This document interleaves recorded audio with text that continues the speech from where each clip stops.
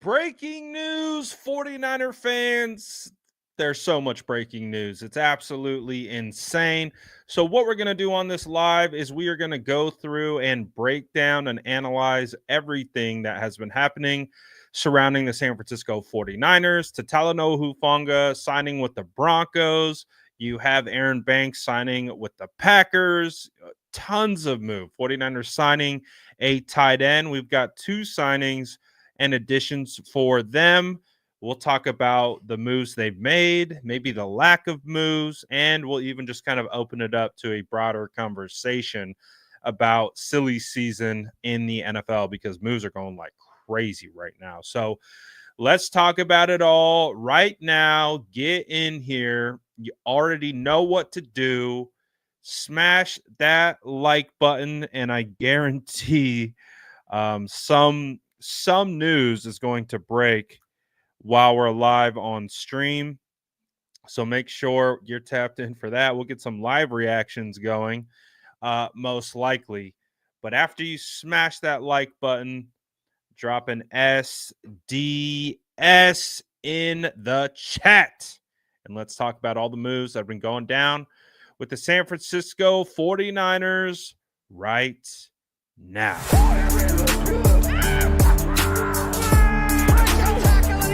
Smash that like button if you haven't already. Love to see it.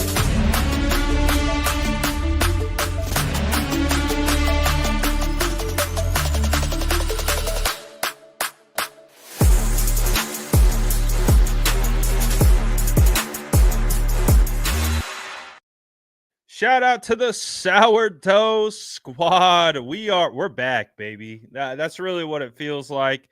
The NFL offseason is absolutely in full swings. Terrence dropping into the chat saying the state of the 49ers is in total shambles. I think that is debatable, but we'll talk about it all right now. And again, if you're just joining, make sure you smash that like button, drop your SDS in the chat, and we'll kind of go. I'm going to start in the morning. We'll start with the first move of the day, and then we'll work our way up to the current one. And then hopefully sometime along the way, we will get some kind of breaking news because I know 49er fans are tired of seeing all our players go. They're ready to see some signings, all that good stuff. Shout out to the Sourdough Squad tapping in. So let's get right into it. And of course, I want to talk about the signing of Luke Farrell, the newest 49ers tight end. All right, so let's get into it. Starting at the top of the day, literally, I think it was 9 a.m. Pacific Standard Time, right when the legal tampering period had gone off.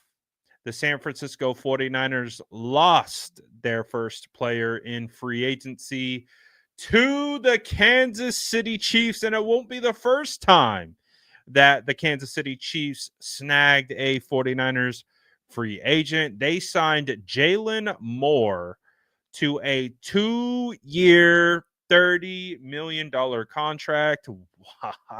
Wow. Good for Jalen. As we know, Jalen Moore was a 5th-round draft pick out of Western Michigan in 2021. Same draft class as Aaron Banks. And Jalen Moore really showed a lot of promise, especially as a rookie. I can remember, I think it was it the Colts game? I think it was the Colts game. It was like week 3 or something, week 3, week 4. Jalen Moore had to start, and he actually played really well. And I was like, oh, I think the 49ers got something here. And then that's when we saw Trent Williams came back. I think that was when Mike McGlinchey tore his patella tendon, and he was done for the season. They tried putting Jalen Moore at right tackle, but that was also the game I think they realized that he can't play right tackle. He got benched in that Jaguars game for Will Compton, and then Will Compton started the rest of the year. And honestly, we had never seen Jalen Moore go back to the right side. And I think that's why Colton McKivitz became the starter at right tackle over Jalen Moore. And so Jalen Moore really is, he's just like a left tackle. So, and there's nothing wrong with that. Good for Jalen. Got himself paid and got himself a starting job, apparently, for the Kansas City Chiefs. Me personally, I liked Jalen Moore. I like what he brought to the table, but even I'm not upset about this. I really am not. I thought he was very serviceable for the 49ers. I didn't think he was great. As you guys know, I get into the tape, and I really pay attention to the 49ers offensive line, including Jalen in filling in for multiple games for Trent Williams. Although he played well, he still showed signs where he was, little inconsistent, little technical issues, things like that. And I also do believe when you have a quarterback like Brock who gets the ball out quickly, it can really help. So I like what he did for us, but I'm not worried about it. And with him going to the Chiefs, he could have a good run with them, but also something I'm not too particularly bent out of shape for.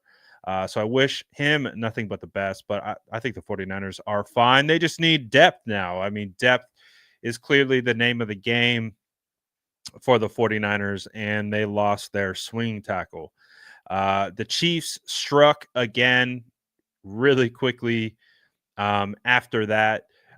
Elijah Mitchell got paid. I think it was a 1-year deal with the Chiefs. So, I don't think too many 49er fans are too upset about this because, as we saw last year, he didn't even make it to the regular season before being placed on IR. And when he was placed on IR in the offseason, he was not eligible to return. So Elijah Mitchell goes. And, I thought Elijah Mitchell was a really good running back. His biggest issue is health.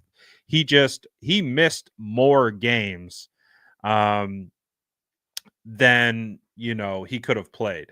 So he just really struggled with availability, and that is ultimately why he finds himself on the outside looking in. But I do expect the 49ers might come away with a comp pick for that. I know 49er fans were hot and heavy on the Drew Dalman train. He signed a lucrative deal with the Bears. I believe it made him the second highest paid center in the league. And to be honest, I am not surprised by that. Although I absolutely would have loved the idea of Drew Dalman as the San Francisco 49ers starting safety. I thought he fit what the 49ers are looking for in that regard, of kind of like a zone scheme center, inside or out. I think he's just too expensive. And so the 49ers, we don't know if they were in on this at all, but he does go to the Bears. This one, obviously, we know what the outcome is. Talanoa Hufanga signs with the Denver Broncos. So this one kind of stinks, just because, at least for me personally, I really like Talanoa Hufanga. I think he's a great player. I think he's a former All-Pro. He's a guy who really played well for the 49ers. And again, his issue, especially as of late, has been injury, just being available, being able to be out there on the field. I thought when you talk about glue guys, like he's a glue guy. He has his own personal handshake with every, player on this team. I really felt like Talanoa Hufanga was a good player. And I liked his fit in our culture and what he brought to the table on and off the field. So I will miss Talanoa Hufanga. I spoke to someone connected to the Broncos at the Super Bowl, and he was the one who told me that he didn't believe that the 49ers were in on Talanoa Hufanga, and that the Denver Broncos were going to be hot and heavy to get him. So um, I'd kind of mentioned this, I think about a month ago, that the Broncos were a team to be on the lookout for Talanoa, and sure enough, they snag him, and they also snagged him to a pretty large deal. What did they sign him ultimately for? It was a 3-year contract worth $45 million with $20 million guaranteed. So a pretty solid payday for him. Um, and I probably the injuries really kind of hampered his potential chance of returning. I think coming off of an ACL injury, they he would have needed to play the whole season, and because he didn't play the whole season, I think the 49ers are kind of off the mix, or out of the mix of this. Like I mentioned, when I talked to my guy who's connected to the Broncos, he was like, "Dude, we love Talanoa." It's like, "You guys are crazy for letting them walk. We love them," and sure enough, they signed him.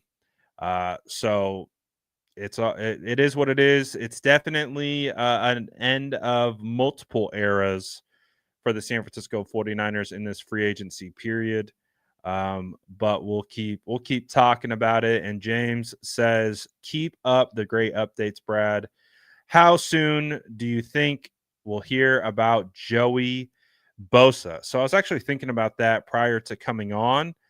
I'm of the assumption that he's probably waiting uh to see what the market shapes out to be. I think we saw some signings pop off. Who was it? I think it was like Patrick Graham. We saw Hassan Reddick sign. I think Reddick signed for 1 year, 14 million. Honestly, that kind of feels like something that Joey Bosa could be angling for, or like 2 years, 30. Um, just because when you look at the market for like top edge rushers, you're typically in the 20s per year or above. Um, and so I think because he has the injury history, but he does have potential to be a good one, he could potentially be a guy that you get an incentive based contract to, could be worth up to X dollars. So my assumption is, based on kind of his rocky footing, um, probably with his market of, being hurt kind of on and off the last 3 years, a big dip in his production. I would imagine that he is kind of more in a wait and see period. Oh, what did we get just now from Matt Barrows? The 49ers didn't release either defensive tackle Malik Collins or Javon Hargrave today. That likely will occur on Wednesday unless the team is able to trade Collins first. Okay, well, yes. So what Matt is saying is, none of these deals that are being announced today, all of these things that are going on, uh, basically right now, is nothing is official until Wednesday. Because that is when that's the official start to the new league year. We are in the legal tampering period. So effectively, what Barrows is saying is there's still a chance that Malik Collins and Javon Hargrave could get traded. So we'll see. Doesn't mean anything is imminent or that will happen, but it does sound like it could happen. So we'll see what comes of that. But there you go. That's what Matt Barrows just tweeted. So you're gonna see a lot of squirrel on this stream. I got pretty much any notification that comes across Twitter right now, I will be reading and looking at, just because news is breaking left and right. So back to the conversation about Joey Bosa. In the short form, I believe he's waiting out to see the market. I believe he wants to see and compare, and then determine his value based on guys like, so Patrick Jones signed a 2-year deal, $20 million. So I think he's trying to gauge the market and try to see where he slots into that. So I would have to imagine like he's probably in that Hassan Reddick tier. So we'll see. We'll see with Joey Bosa, but I have also been waiting for that. But yeah, there's moves popping off left and right. The Rams just signed a defensive tackle, or no, the Panthers signed a former Rams free agent, Bobby Brown, to their defensive line just now. So any new signing that comes through, even if it isn't related to the 49ers, I'll just throw it out there just so you guys can hear it. So we'll see what happens with that.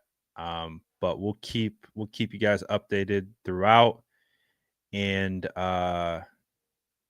hopefully we get something to pop while we're on live. And again, do me a favor, if you can, smash that like button as we continue to work through all of the moves that the 49ers have been making. Let's talk about some other league news that kind of relates to the San Francisco 49ers as we continue to move through all the news from today. DJ Reed, former 49ers draft pick, signs a 3-year, $48 million contract with the Lions. So he is going to be sticking in the NFC. And the 49ers, I don't know if he's on the schedule or not. I need to look at the home and away schedule. I don't have it in front of me if the 49ers are playing Detroit. But as we know, they are a potential threat to meet in the playoffs if that's the way the cookie crumbles. So we'll see defensive tackle Javon Kinlaw to the Commanders for a 3-year, $45 million with $30 million guaranteed. I was like, oh yeah, I think we might be able to get Javon Kinlaw back. I would be down. And I remember I posted that on the Twitter, and I got absolutely eviscerated for even mentioning the idea of bringing Javon Kinlaw back. But again, I just think it goes to show trench play can be evaluated and valued beyond statistics.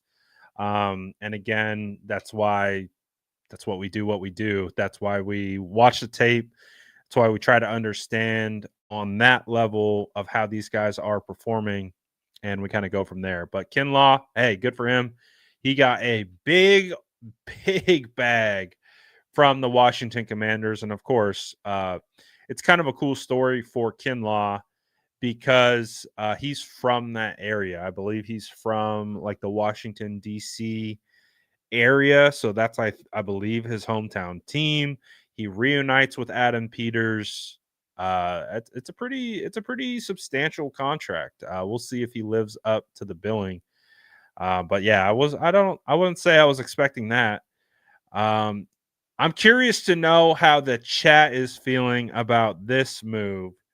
So the Seattle Seahawks, as we know, they trade Geno Smith away. They trade DK Metcalf away. They release Tyler Lockett. And now they sign Sam Darnold to a 3-year, $100 million contract. Ooh, boy. So Sam Darnold goes from Brock Purdy's backup to the new starting quarterback of the Seattle Seahawks. So we all know what that means. The 49ers are guaranteed to see Sam, barring injury, 2 times a year, potentially 3. It is 100 million. There's a weird conflicting back and forth between insiders. It was originally reported at 110. They came back. They said, no, it's 100.5. So Sam Darnold signs for 100.5 million. I believe it was like 33 of that was guaranteed. I'm just going off the top of my head at this point. But the bottom line is that Sam now lands in Seattle. So I'm okay with this. Like, yes, Sam beat the San Francisco 49ers last year when the 49ers went to Minnesota week 2. That happened. That occurred. And Sam did have a great season last year. Didn't end probably how he would have hoped for, but it was a good season for him. Like, he really, obviously, he just earned starter money. It's kind of like a Baker Mayfield contract that was adjusted to inflation. So now the 49ers are going to be playing against Sam Darnold twice a year, potentially 3 times if they meet in the playoffs.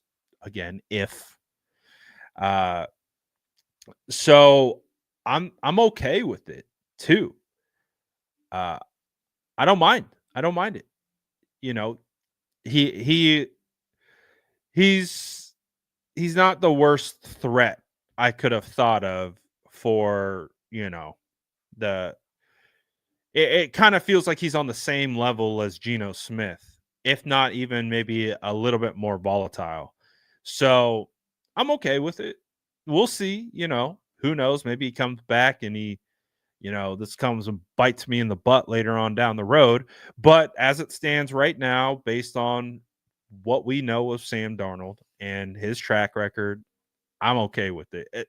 I'm okay with it if the San Francisco 49ers can actually build up their defensive line and they can get after the passer, because as it stands right now, the 49ers are so painfully thin at defensive tackle. They have 3 defensive tackles under contract, guys. If the season were to start today, your starting defensive tackles are second-year undrafted free agent Evan Anderson and Jordan Elliott, with Kalia Davis as your depth. That's it. Those are your defensive tackles. So the 49ers need some help. Oh boy, do they need some help at DT, as Matt Barrows expressed. Malik Collins and Javon Hargrave aren't officially released. That doesn't happen until Wednesday. But we're already hearing reports that I believe it is Javon Hargrave who is expected to sign with the Browns. So that's what I'm hearing there. Hargrave's expected to go to the Browns. I don't know if that is in way of trade. Does a team throw us a 7th round pick? I don't see a team really trading for Malik Collins. I mean, maybe they do. The 49ers got him for a 7th round draft pick from the Texans last year. So if they can move him for a 7th round draft pick, not too bad. Speedy says the Hawks are nothing, but the Rams going crazy. Not gonna lie. Yeah, the Rams are doing well. I don't obviously like the Rams, but I cannot say that I hate what they're building. Like I see the vision with the Rams. They have a phenomenally young defensive line.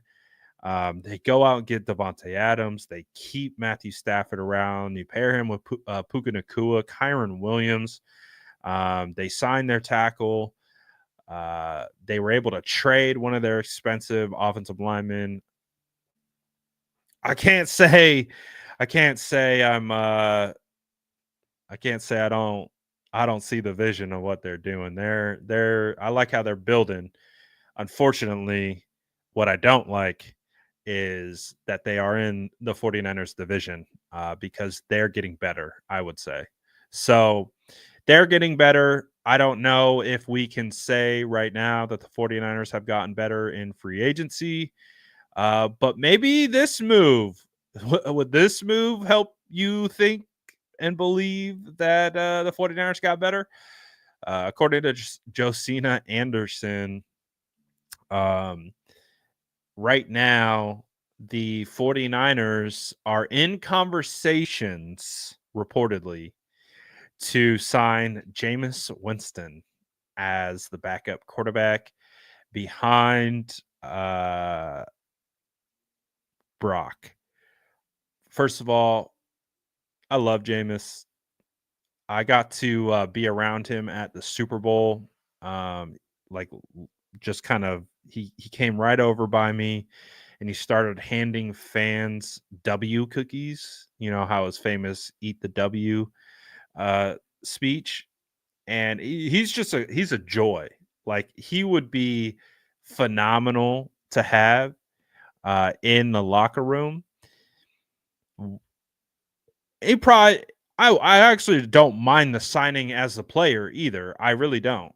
Um, I think that if he could operate within our system and in our scheme, and you kind of rein him back from making the dangerous throws, he's capable of being a good quarterback. But where he struggles is turning over the football. That's just really where it comes down to. Um, but I think the biggest thing that we need to pay attention to is who is the quarterback that the San Francisco 49ers are going to sign, because currently they only have one quarterback under contract. Maybe not. They have two. They have got Brock Purdy and Tanner Mordecai. Although I don't expect the 49ers to have the highest level of confidence in Tanner Mordecai to be a starter, doesn't mean he can't eventually develop into that. But the thing is that what is interesting, uh, what is interesting is that the backup quarterback that they sign will have a direct relation to the contract negotiation with Brock. Because right now, and at what we know about contract negotiations, it's about leverage. Who has the leverage to stand on? Right now, Brock's leverage in a negotiation is the threat of a holdout. That, we understand, is the worst case scenario for this negotiation. If it gets to a point where Brock has to hold out, we recognize that that is not a good place to be. And that starts to seriously put the 2025 season in jeopardy. So what the 49ers might be looking to do is to insulate themselves, getting a backup quarterback who has starting experience that they could theoretically push back and say, well, we have this quarterback now on the roster. If we need him to start, we feel comfortable with that. So that is, I think, the key element of trying to understand who the backup quarterback is going to be. If it is a caliber of like Brandon Allen, I don't think anyone's really too concerned about that. So we'll have to see. We'll have to see how it ultimately comes together. And it's just one thing that I'm kind of paying attention to of the caliber of backup quarterback that they are going to potentially be bringing in, because it could have some kind of leverage correlation in the negotiation, barring a holdout. So one element. It's not the whole thing. It's not the only reason why they would do that. It's just an element to it. And as we know, there's many reasons why teams make decisions, and that is one of the decisions that they might make. All right, let's get into the player that the 49ers have signed. Okay. We got to move. Oh, before we get into that, detail says Hall of Fame quarterback Jameis Winston resurgence in the Bay. I would not be mad at it. I really wouldn't.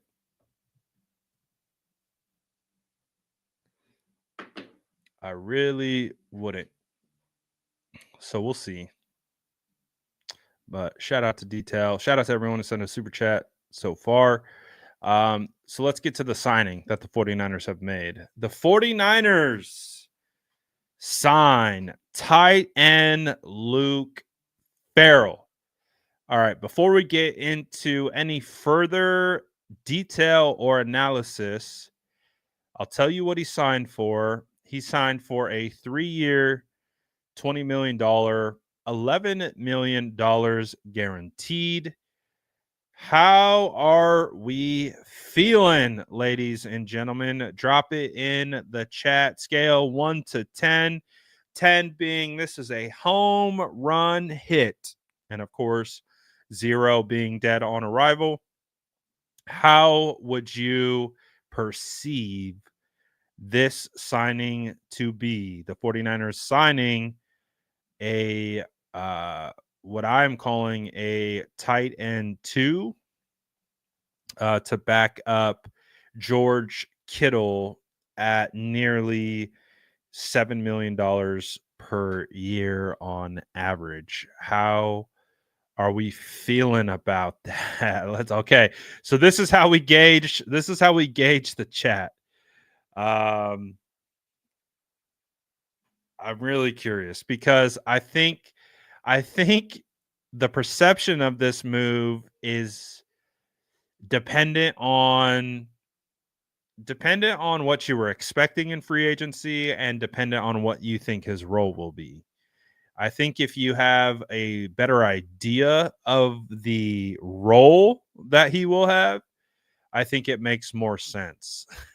But if you're expecting Luke Farrell, who was a 5th-round draft pick in 2021 out of Ohio State by the Jacksonville Jaguars, 146 to be exact, 6'5", 250 pounds. He's 27 years old, but throughout his career, he has only racked up 318 yards. That is 36 total receptions. And you might be saying, we paid how much for 36 total receptions over 4 years? Well, for comparison's sake, that's 25 more receptions than Charlie Warner had with the 49ers over his first 4 years. Hold on. We got some moves. Broncos linebacker Cody Barton is siding with the Titans. We also have, I think we saw another one. Chargers are re-signing Bradley Boozman at center. So those are 2 moves that just popped. And again, we're alert. We're waiting to see. Oh, did you guys see Laramie Tunsil get traded? Sheesh. Dude, Adam Peters is cooking. I knew I was right to believe in his ability as a GM because he is cooking right now. He is cooking. So what was Charlie Warner's deal? I just need it in front of me. Charlie Warner. So this is how I see this move. So Charlie Warner signed. So it's pretty substantial in this compared to Charlie, because Charlie signed for 3 years, 12 million with Atlanta, with a $3 million signing bonus and 4.1 in guarantees. So this deal, they're telling us that they think much more fondly of Luke Farrell than they did Charlie Warner. Now, they let Charlie Warner go and they tried to replace him. Obviously, they drafted Cam Latu. We know what that was. It was a disaster of a pick. They had to cut him after 1 year. Didn't work out. So Latu wasn't coming in to replace anyone. Then they signed Eric Sauber and they had Braden Willis. And just unfortunately, neither one of those two uh, were able to match the level of blocking ability as Charlie Warner. I had pushed back on the 49ers not signing Charlie Warner because I didn't know who was going to come in to be tight end 2. And tight end 2 in the 49ers scheme under Kyle Shanahan needs to be able to block. Like literally the main element. And they love to use 2 tight end sets, and they love to run split zone. They love to run that zero concept. They love to pull the tight end. So you have to be a good blocker. You have to be an athlete. And Sauber, just up there in age a little bit. I don't know. I really don't know how it was going to work out in that regard. But I think what the 49ers get here is they get someone who they absolutely believe is going to be a quality blocker. And if you kind of want to see an example of what I'm talking about, take a look right here at this clip. It's the first clip I came across of our guy Luke Fortner. He is right here. You can see his black helmet where my mouse is. He is going to down block on 41, who I believe is Barry Church, and he's going to bury him into the turf. And just watch how he blocks. Like, you know me, I would consider myself an offensive lineman purist, so I am very in tune to what I deem or believe you need to be a good blocker. You kind of get everything here. He's clearly athletic. He's clearly got the size. He's got good feet, the hand placement, driving the feet, keeps going, keeps working, and finishes the block. And that's what should get you really excited about this. And honestly, I can't wait. I haven't been able to dive into his tape yet. So, but if this is just an example of the effort and how he blocks with the skill, the technique involved, this is probably going to be a pretty dang good signing. If you were in the market for a tight end too, who could block, well, so far everything that I've seen of him, I'm like, all right, okay, I see the vision. I still got to do the homework, right? I got to get into the tape. But based on his athletic profile, based on what I've seen of him, with the ball in his hands, a guy who is tough. He looks tough. Like that's the one of the words that comes to mind when I watch this guy play. Is he looks like a tough SOB. So we'll get into it more about like what he really is. I'll do a film breakdown that I'll post to the channel. But I don't think he's bad, and I think part of the issue with the perception of him is Luke is not like he's not a shiny piece. He's like a gear, he's not one of the bells or the whistles. He's a gear. He's one of the guys that keeps the thing moving. He's not the shiny shiny noisemaker or whatever, if you understand the analogy. He's a gear. So he is going to do the dirty work. He'll probably be a special teamer. He'll be a guy that will be your tight end too, which the 49ers have struggled to be able to really land on. So I believe that looking at the logic, looking at his tape, looking at what he does, he's probably not necessarily going to be coming in to be a weapon. He's coming in to be a grinder. So, and guess what? Kyle Shanahan's offense needs those guys to see the run game work. And I've said it all season. They just did not have an element. They missed Charlie Warner. They missed Charlie Warner so much last year. Like, you could see it in the run game every week. They really, really missed it. And teach Luke how to long snap immediately. What, you're out on Tabor? He says doing what doesn't show up on the box score. That's it. You can be an impact without the ball in your hands. Oh, trade alert. Woo, woo, woo. The Eagles are trading quarterback Kenny Pickett to the Cleveland Browns for a 2025 fifth-round pick and quarterback Dorian Thompson-Robinson. Damn, we can't keep letting Roseman get away with this, man. We cannot let Howie Roseman keep getting away with this. What the heck?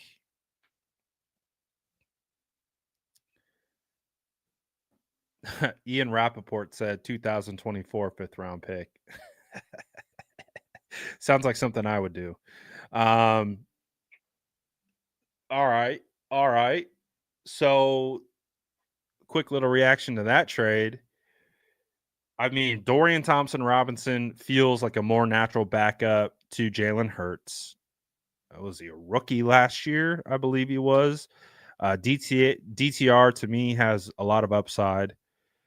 And Cleveland Browns for a 25th. And wow. Okay. So pencil in Kenny Pickett as your starting quarterback for the Cleveland Browns next year, because as we know, it's not going to be Deshaun Watson. And they traded a quarterback back. Oh, what a deal. What a deal, Howie. We can't we got to stop this guy. This guy can't keep getting away with these moves. Like that, like whether you think of it or not, that's a galaxy brain move. They got Kenny Pickett as did they trade for Kenny? I can't remember. He was basically tossed to the Wolves by Pittsburgh. Was he traded? Steelers acquire a 2024 third-round pick and 2 seventh-round picks in exchange for Kenny Pickett and a fourth. Jeez, dude. So the initial trade was a third, fourth round pick swap. And they got Kenny Pickett with 2 seventh-round picks. And then they flip Kenny Pickett for a fifth and a quarterback. Oh my gosh, man. He can't keep getting away with this. That's a galaxy brain move right there. That is a galaxy brain move. Not only to acquire Kenny Pickett, but then to flip him for more than what you got him for and another quarterback. Oh my gosh. Honestly, Hendricks, like I can't even I can't even disagree with you. I can't. They're killing it in the draft. They make great trades. Their roster construction is fantastic. Damn. Great move. Great move. Again, might not seem crazy, but that's fantastic. They got what was DTR? DTR was I think he was like a 3rd, 4th round pick or a 5th round pick. He was a 5th round pick.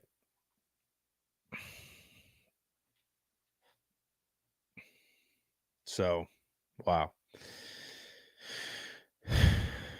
All right. Geeker says, head coach Bill Belichick and OC Kyle Shanahan, please. That would never happen because Kyle would not be demoted to OC. But I get what you're saying. Bill Belichick, he seems nice and comfy at North Carolina. So we'll see about that. We'll see about that. Do me a favor though, if you guys are watching on YouTube, smash that like button for me. What likes are we at on YouTube, by the way? Someone let me know in the chat, and then I'm going to get back to our scheduled programming. We're talking about the 49ers signing tight end, who right now is the apple of the eye of the 49ers front office. I had a mini stroke. 85 likes. Oh my gosh, come on, man. We got to be at 200 easy. Smash that like button right now. Right now. All right, there we go. That's better. There we go. That's better. Thank you. I appreciate y'all. Thank you so much. Means a lot. All right, back to what we were talking about. A lot of squirrels going on. To Luke Farrell, honestly, don't mind it. It was one of those initials like where you looked at it, you're like, huh? And you're like, okay, I see the logic. I think Luke Farrell, to me, he is the kind of guy that I believe will be more impactful than people will feel now. It's not a sexy signing, all right? It's just not. It's not one where you're like, ooh la la. It's like, huh? You kind of have to think about it a little bit. You have to go watch some tape. You kind of have to like process, like, okay, how's he gonna fit? Clearly he's not a starter because you have George Kittle. You're like, okay. Joshua Dobbs reaches a agreement with the Patriots. Man, I'm gonna go ahead and say it. I did not like how we managed him. We did him a disservice. We did, but it sounds like we might be able to get a comp pick for him. I don't know what the deal worth is, but he does sign. Joshua Dobbs signs a 2-year deal with the Patriots. Honestly, he needed to start against the Packers. It just needed to happen. And again, I've said it before, I didn't think that Brandon Allen just played super terribly, but that was a game where we knew the 49ers needed a quarterback who needed to make things happen with their legs. And I just don't know. I don't know why. I don't know what the hesitation was. We saw it when he got in, and anytime he got in and played for the 49ers, you're like, Yeah, he's pretty good. So, yeah, I don't know. I felt like that game they needed Dobbs.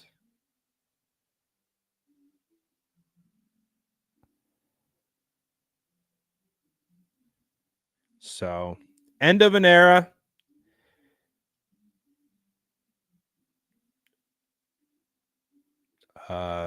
Should have had at least one star under his belt. Wait, did he start at the end of the year? I can't even remember.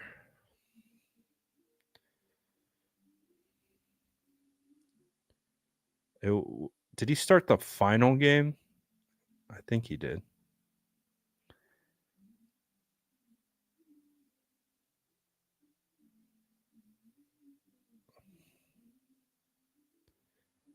The Patriots have signed quarterback Joshua Dobbs to a 2-year deal.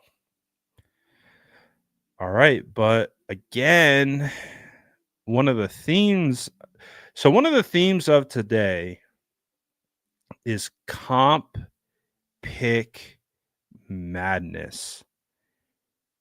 Oh, Charvarius Ward reached a deal with who? The Colts. Oh boy. Charvarius Ward signs a 3-year deal worth up to $60 million, including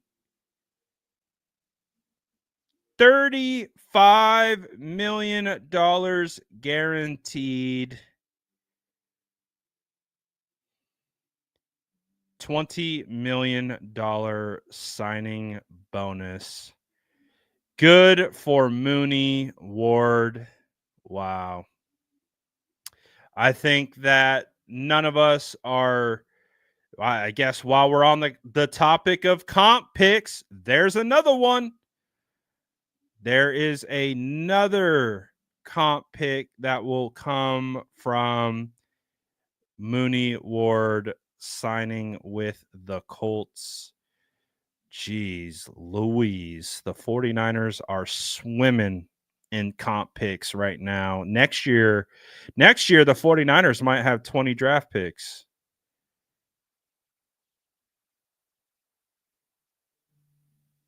At this rate, when all the comp picks come through. Sheesh. So the Colts get Samuel Womack and Charvarius Ward.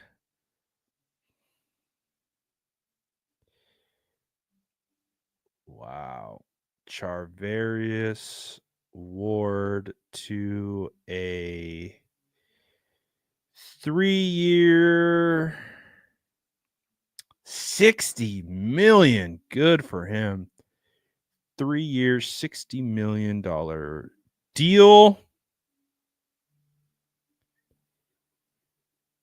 Wow. Per Adam Schefter. I can't say I'm upset for him. I think we all knew that was going to happen. I think we knew that Mooney was not going to return. It was crystal clear in the exit interview that he was not going to be back. And he got paid. So good for him. I was a little worried for him because he had a bit of a down year. Because I felt if he would have came out, if he was a free agent at the end of last season, like 24, no, yeah, 23, he would have probably been top 3 highest paid cornerback in the league because he had a phenomenal season. But good for Ward, man. I can't say I'm upset. The writing was on the wall there. So we'll see how that goes. Please sign Justin Tucker. Yo.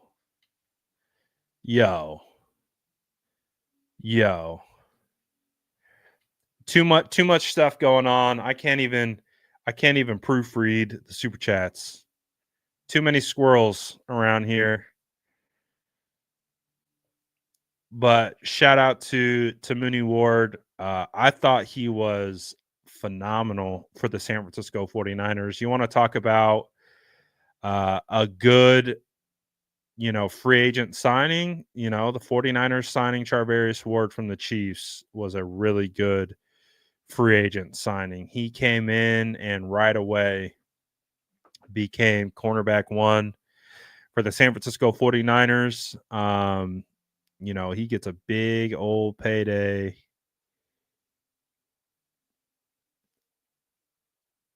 But, kind of expecting this. But let me do the math here. This is 1, 2, 3, 4, 5, 6. The 49ers have the potential to have 6 comp picks. 6 comp picks just from today so far. And we just got the details on Joshua Dobbs. He's signing 2-year, $8 million with $3.8 million guaranteed. That's a comp pick. Wow.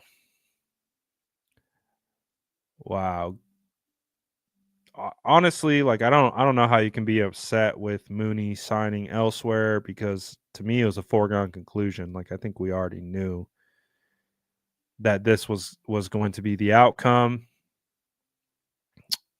But it's a wild ride when you stack it together with everything. Jason says he's bored. We're not doing nothing. Well, we'll see. I didn't peg the 49ers to be heavily involved at this current state in the game. I didn't really expect a home run, big ticket signing. So I'm not necessarily surprised, but I also understand. I understand where you're at as a fan. You're seeing all our starters to leave, and you're like, we got two backups in return. We haven't even got through all the guys that had left. We were talking about the 49ers. Darrell Taylor just signed with the Texans just now. That just came through. We were just talking about Luke Farrell. I think we got to the end of that one. I'm curious to know how you guys feel about this.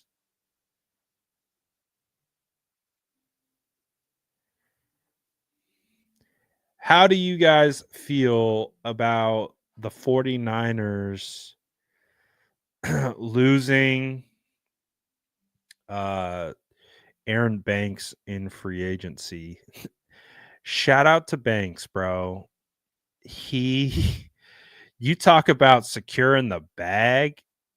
Oh boy, did Aaron Banks secure the bag. Oh boy. He signed. Let me get to it. 4 years, $77 million. And in the first 3 years, he's getting, I believe it was 63 of that. So if you average out the first 3 years of this deal, he is making $21 million per year.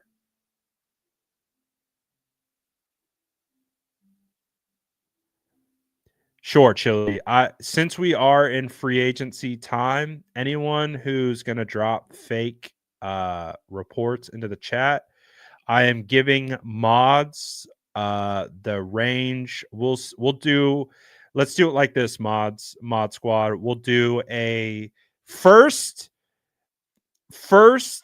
we'll do a timeout, and if they come back and they do it again, just ban them. Everyone's been warned. We're all on high alert. We're all checking notifications. Now's not the time to drop fake reports, and if you will, just block you. That simple. So I'm giving the mods. You see those blue wrenches in the chat? Oh boy, you better be on your P's and Q's around the blue wrenches, because I just gave them marching orders. If you drop one fake one, you get timeout. Drop a second one, you blocked. That's how we're rolling. Shout out to the mod squad, baby.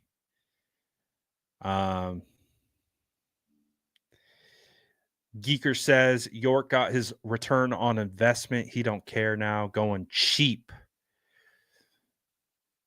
I don't.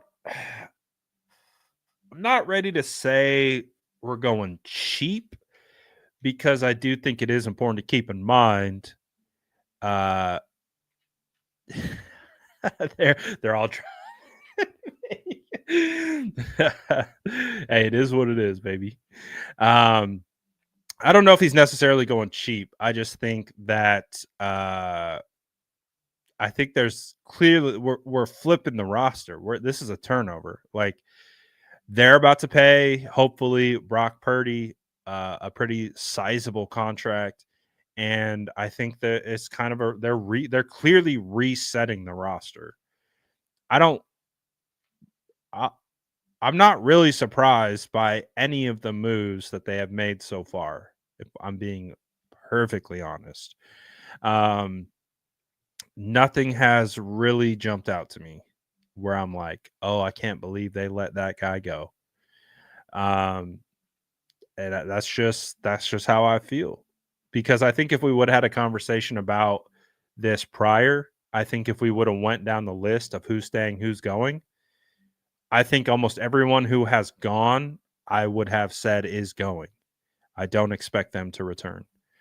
So I don't know if that's necessarily the case, because the 49ers aren't paying Aaron Banks that amount.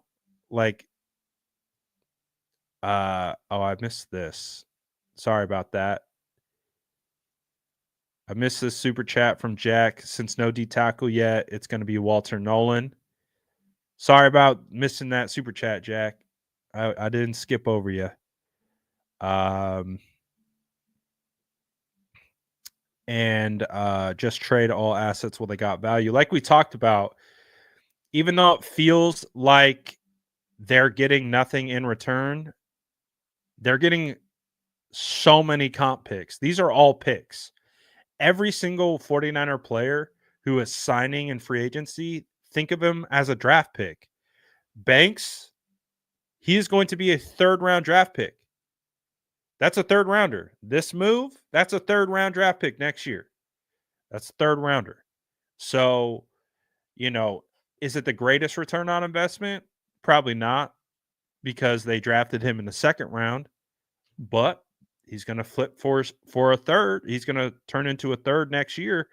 So you have to think of it like that. Like Charvarius Ward, that's a third round draft pick. He just signed. That's a third rounder.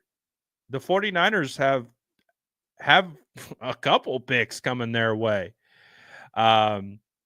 They did re-sign Patrick Taylor to a 1-year deal. Again, depth move. This one isn't going to, move a needle, but I like Patrick Taylor. I talked about this early in the offseason. He would be a guy that I would want on a 1-year deal. I thought that he was a very solid addition last year when needed. And I think he's an underrated back, and he's probably cheap. He's probably signing on a vet minimum to return. So I don't mind the Patrick Taylor signing. I think Patrick Taylor is solid.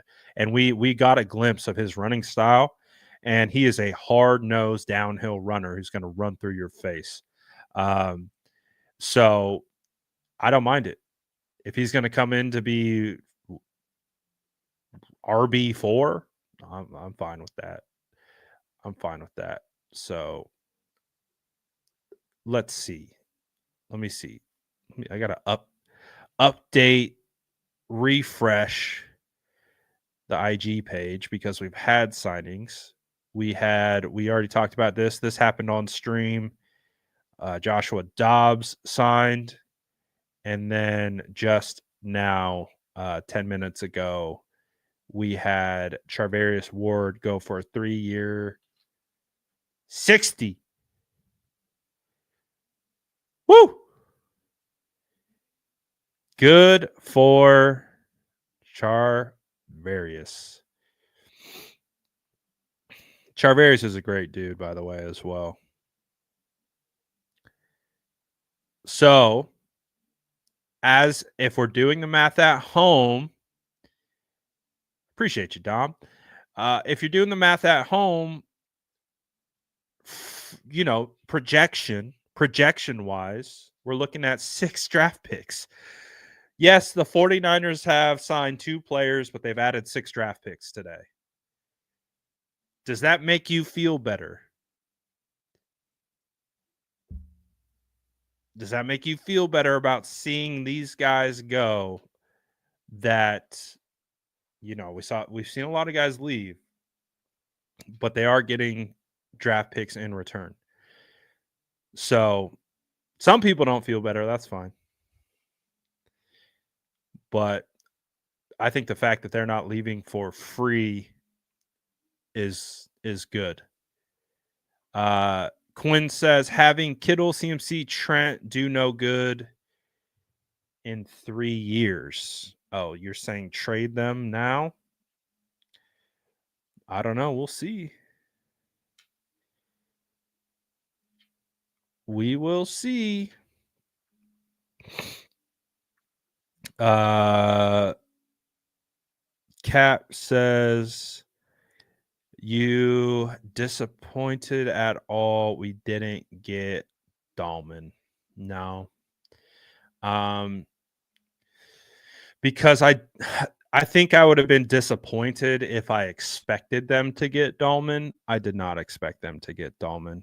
I love, as I've made and discussed, I love the idea of getting Dahlman. I just didn't feel like it was going to happen. It's so challenging to pay offensive linemen on the free agent market. It's just so hard, and I don't know if the return on investment is ideal. You're better off drafting offensive linemen and developing them. I've always felt that way. If you need a plug and play veteran, that's a different story. But the 49ers signed Ben Barch. And so honestly, I've talked about how I wouldn't be surprised if Ben Barch is going to be competing at center. I think Ben Barch is more stout in the run game, at least with what we saw last year against the Bills, much more than Brendel. And also Barch looked like a phenomenal pass blocker against former first-round draft picks for the Bills on the defensive line.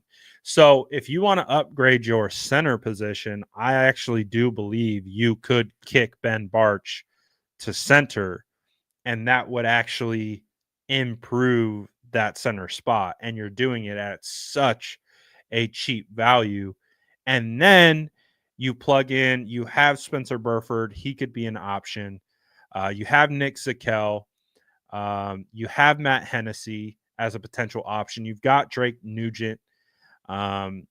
So they have options. They have some depth. It's just not shiny. It's just not it's not pretty. But I think if the 49ers execute similarly to how they did last year, and if you want to upgrade the interior, you can find guys like the Georgia offensive linemen. There's multiple of them. Wilson at center. The mullet guy, is it Ratledge? believe I'm saying his name correctly. The left guard, those two guys are options. Um, there's, the guy that I really love, Jackson Slater. Like, I love Jackson Slater, and I would be drafting Jackson Slater out of Sac State to be a center. So if I can get Jackson Slater in the fourth round, there's a chance he could start. I think he's that good. So there are options in this draft if you want to go interior. Eli Cox is a guy that I need to do some homework on. He really showed out at the combine. If they want to go with that Purdue kid, Marcus Embo, and they put him, I don't think he's a tackle, so they got to kick him inside. That could be an option. So, I'm not super worried about Dahlman, but I want to make it also clear they can't just sit on what they have. They have something. They have something to build on top of. They have some pieces that they could develop, but they have to get better. They have to add more talent. They have to have more competition. That really has to be the theme of this 49ers offseason with the offensive line. Outside of Trent Williams, outside of Pooney, and assuming McKivitz is going to be your starting right tackle, they need competition at left guard and center. And so bring in your best guys and let them compete. Let them compete. Go get me Jackson Slater out of Sac State. Let him compete with Ben Barch at center, or Ben Barch can compete at both spots. So we'll see. I'm not as concerned about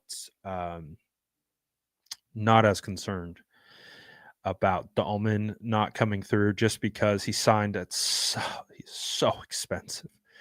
So expensive.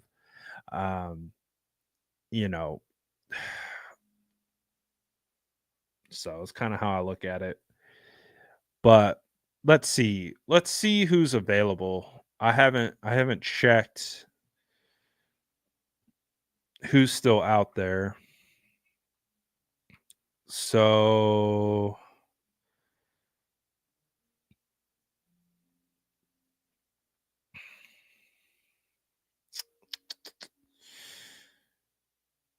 free agent. Ooh. Why aren't these updated? Whatever. We know who's signed and we know who hasn't. So let's see who's out there. All right. So there's still a player out there that if the 49ers snagged would be a great move. If they went out and got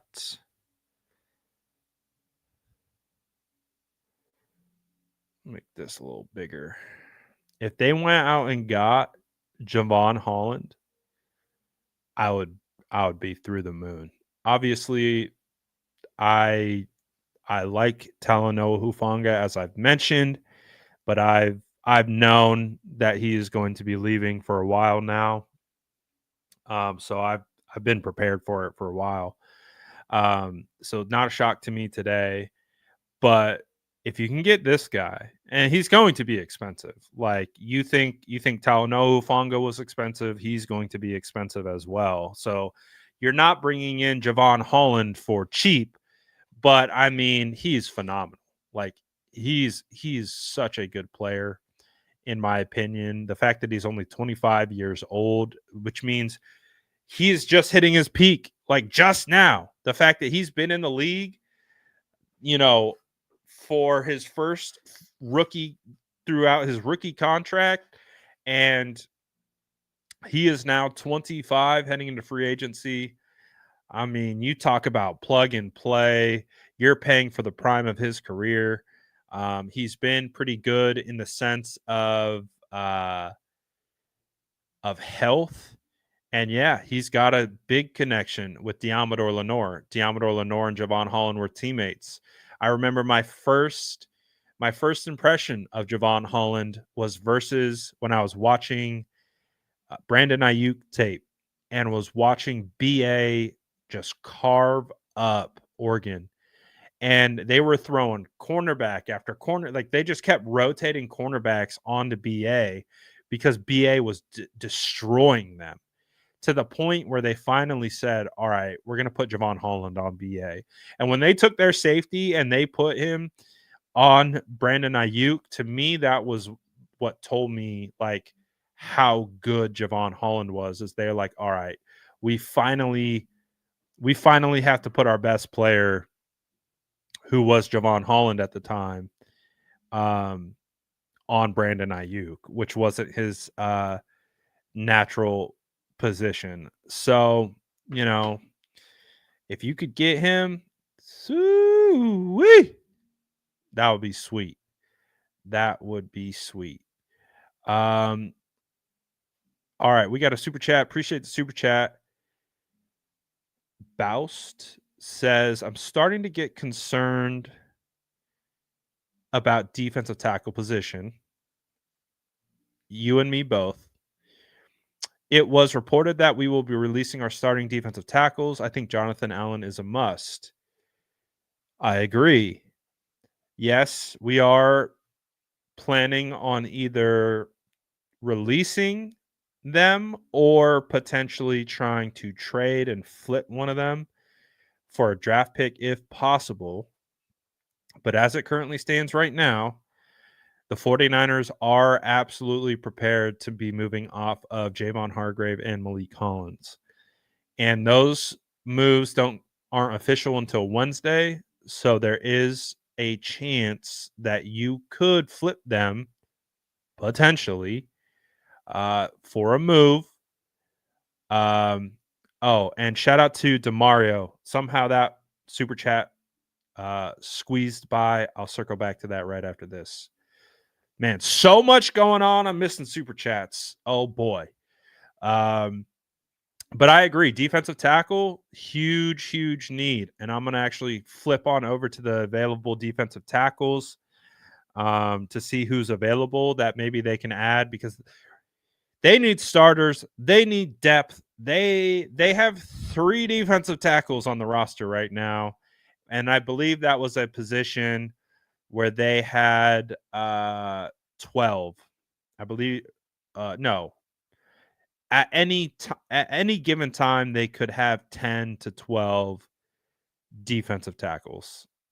So, yes, having 3 defensive tackles right now is not ideal. It is the opposite of ideal. So, yes, defensive tackle is absolutely a huge problem. Before we look into the defensive tackles a little bit further, I want to get to the super chat. DeMario says, price on Purdy changing after these quarterback signings? I actually don't think so. I think it actually, in a roundabout way, it kind of feels like Josh Allen signing for 55 APY actually helps the conversation, because it really does sound like the 49ers don't want to go into 55 plus. It sounds like they really want to stay in the low 50s. Obviously, if they can get below that, even better. But it really doesn't sound like they want to go. I would say Tua is like the benchmark. It feels like they don't want to go beyond Tua. And I think Tua's at 53.1 or something like that.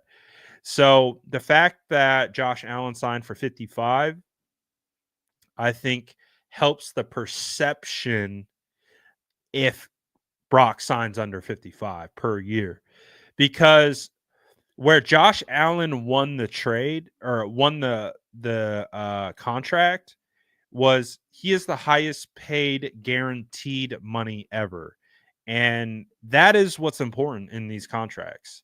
We already know Charvarius Ward signed with the Colts. You're late, pal. We already talked about it. Like, we literally did a whole segment on it. The thing with Brock, or the thing with the Josh Allen deal, is that he made the most guaranteed money ever. He came in at 220 million guaranteed cash flow over, I believe it was 4 years. And then it was Dak Prescott who was second with 119 million in guaranteed cash flow over 4 years. So that's where Josh won the deal. The APY, as I've talked about, can be inflated. You can literally throw a fake year onto the back of a contract that the player will never play on or see any money from that year, but it inflates the APY. Tyreek Hill is your perfect example. He had a dummy year thrown onto the back of his deal. The numbers were insane, and it just inflated his APY to say that he is the highest paid wide receiver. So you can mess with the APY. You really can. You can mess with that. What's important is the guarantee, and where do the guarantees come in at?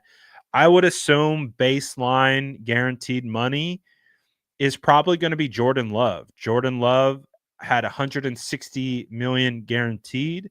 I would say that's kind of the floor of the guarantees. Where is Brock going to fall in the guaranteed range? Is it 160, 165, 170 fully guaranteed?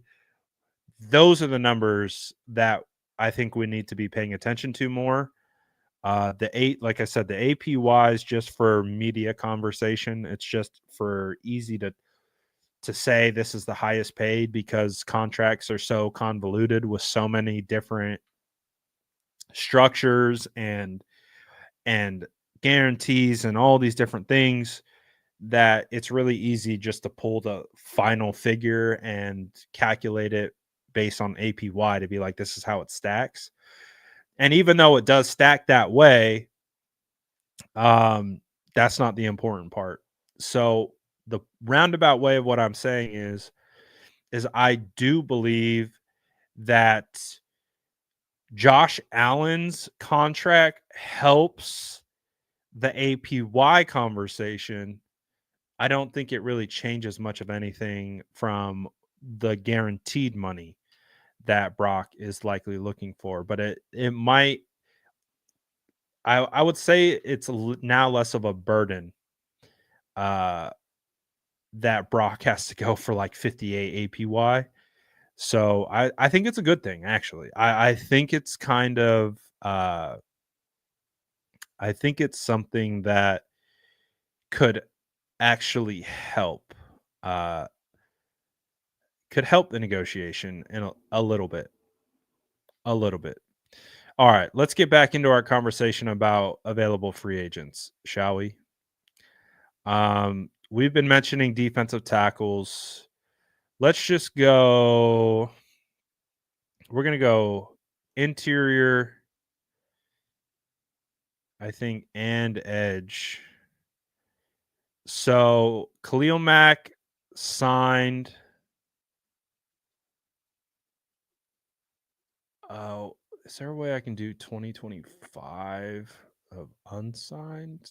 Because these guys signed. I don't think so. Mack signed. Sweat signed. Hassan Reddick signed.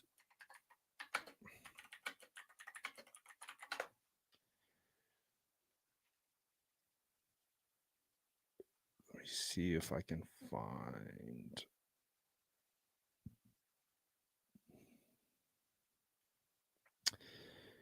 I want to see if I can actually find. This is like, looks like it's from 2025. I want, or 24. I want 25.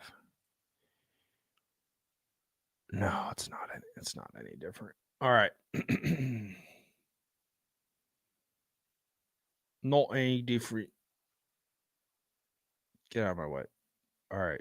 Interior edge. 49ers need defensive line. Son Reddick signed. Osa signed. Milton signed. Malcolm signed.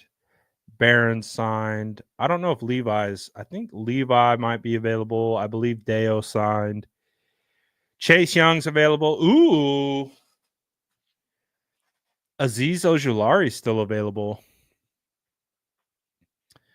I'm a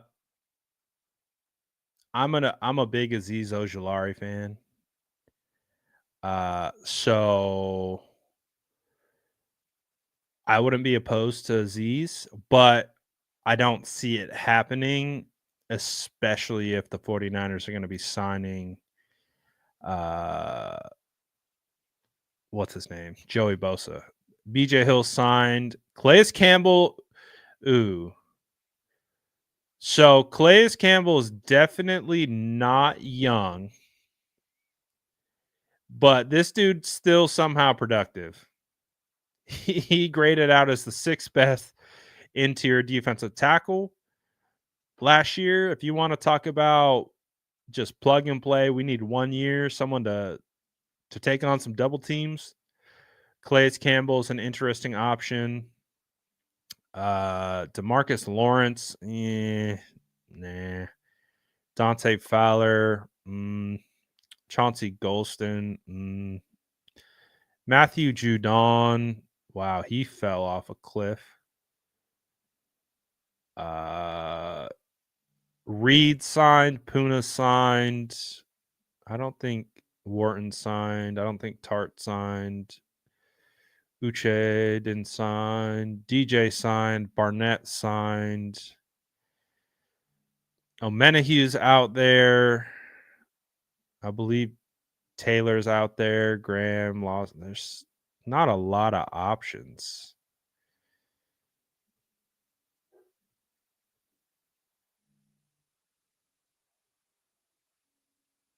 There's not a lot of options out there. This one's interesting for like take a shot on his age.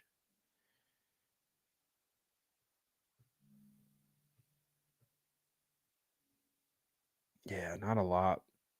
Not a lot of great available options. Also, too, I like Javon Holland. I wouldn't mind Keenan Allen just because Keenan Allen's my guy. I don't know if you can see this white jersey. That white jersey is actually a autographed Keenan Allen jersey. That's my guy. Joey Bosa's available. Amari Cooper's available. Tyler Lockett's available. Darius Slayton is available. The Evan Ingram one's interesting, but not after the 49ers just signed the guy that they got. And you also have Dre Greenlaw is available. You got. Do you guys feel like Mac Jones is going to be the backup quarterback? You got Mac Jones, Daniel Jones, Gardner Minshew,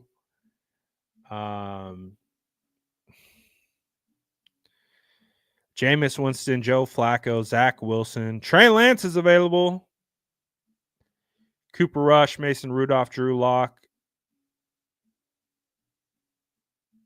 Marcus Mariota, Carson Wentz, Brandon Allen. There's going to be a couple guys. Nick Mullins signed with the Jacksonville Jaguars. Bring back CJ Beathard. Oh, boy.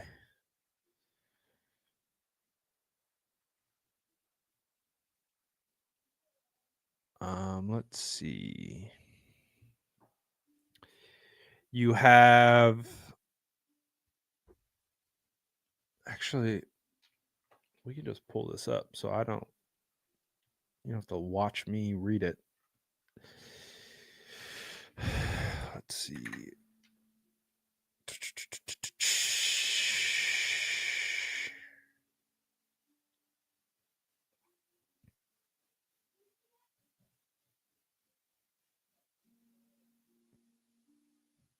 Okay. I'm going to show my screen so you guys can take a look. Where are we at with likes on this stream, huh? Where are we at? Someone fill me in. I think last time we were like we're at like 100. We get them likes up. Oh, I got 2 more super chats. Just saw those. I'm missing everything today. 196. All right, we're doing better. We're doing better. Can we hit 3 though? Can we hit 3 bands though? 3 billies? We'll see. It's my challenge to you. 300 likes on YouTube before we get off this stream. I'd appreciate it. Thank you guys so much. Let me get to these 2 super chats first. Bozzy says, if you were Lynch, would you stay put at 11, move back, or maybe move up to around 6 to 8 to try to assure we get someone like Membo and Campbell? Oh,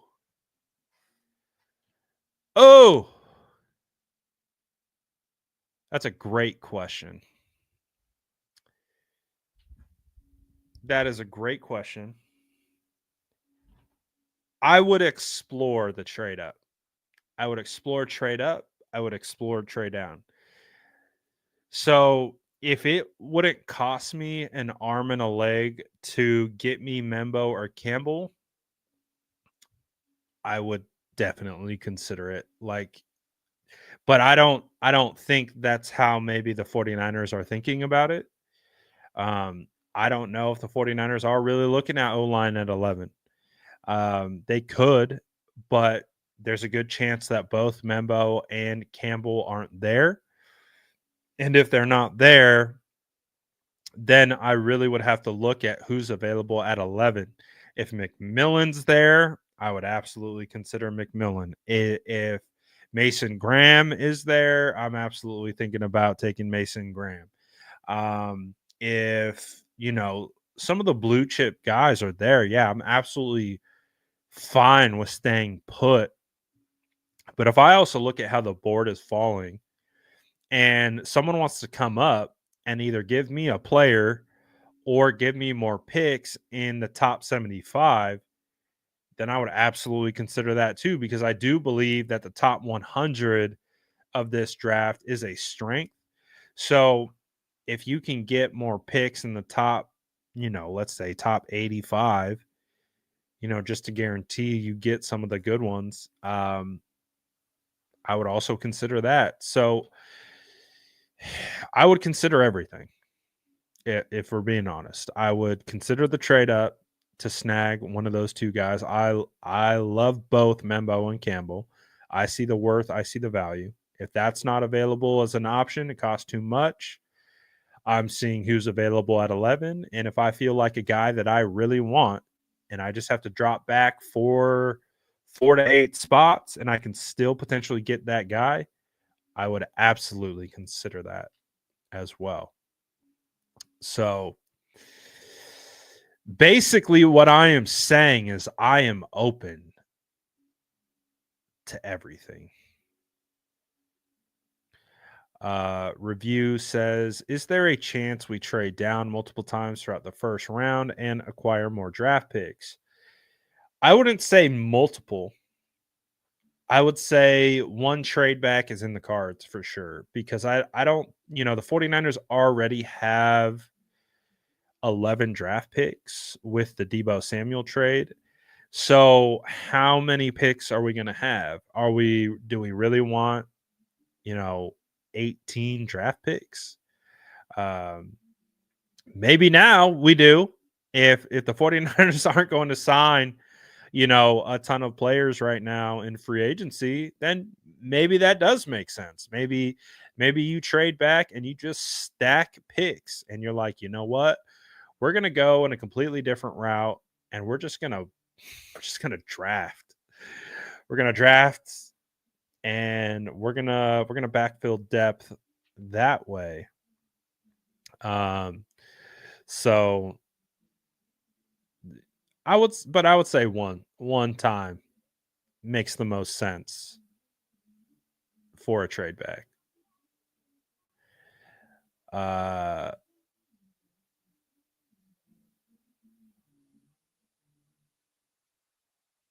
Yes, we can't trade the comp picks from my understanding. 240 likes. Let's go. Appreciate y'all. See if we can get to that 300 before we get out of here. But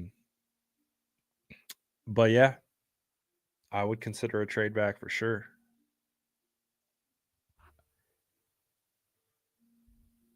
All right. So Adam Schefter reporting the Rams are planning to release Cooper Kupp after the start of the new league year unless a trade materializes. So it's pretty clear that Cooper Kupp will be a free agent. Will the 49ers pick up the phone?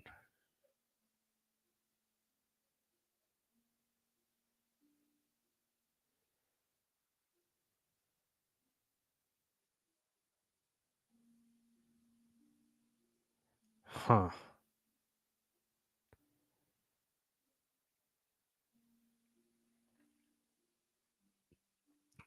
Interesting. I wonder if the 49ers I wonder if they'd bring him in. Seems like Cooper Kupp would probably have some interest in a little payback. Nothing wrong with a little payback. Okay. All right. Well, hold on a second. The Browns have notified defensive tackle Dalvin Tomlinson that he will be released at the start of the new league year. Tomlinson will be designated as a post June 1st cut, but can officially sign with a new team the start of the league year, which is interesting because they are supposedly in the loop for Javon Hargrave. They move off of a defensive tackle.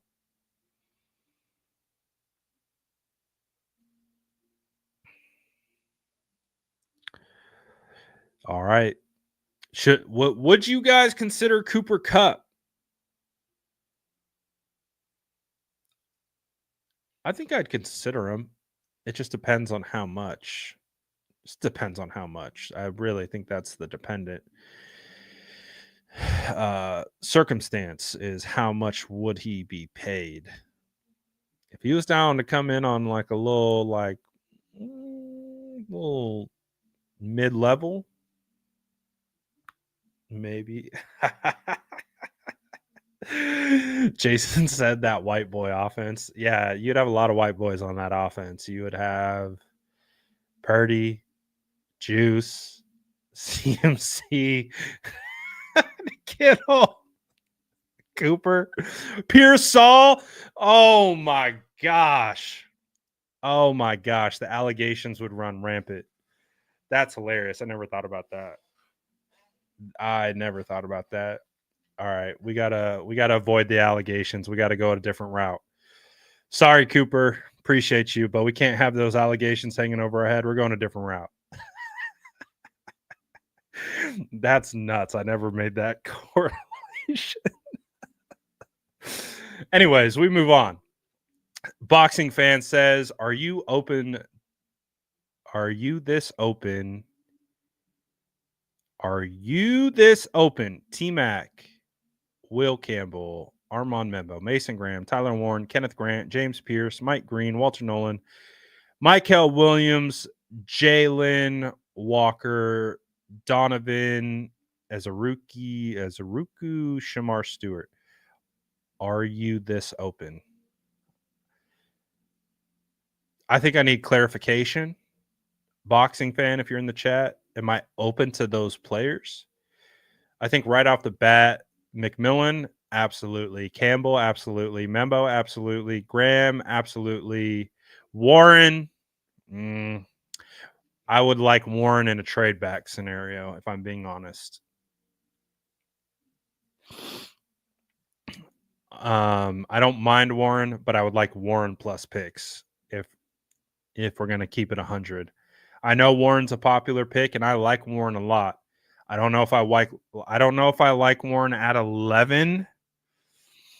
even though I do believe he's a phenomenal tight end prospect. Oh, Zach Wilson. Zach Wilson is signing with the Dolphins. Wow, dude. Crazy.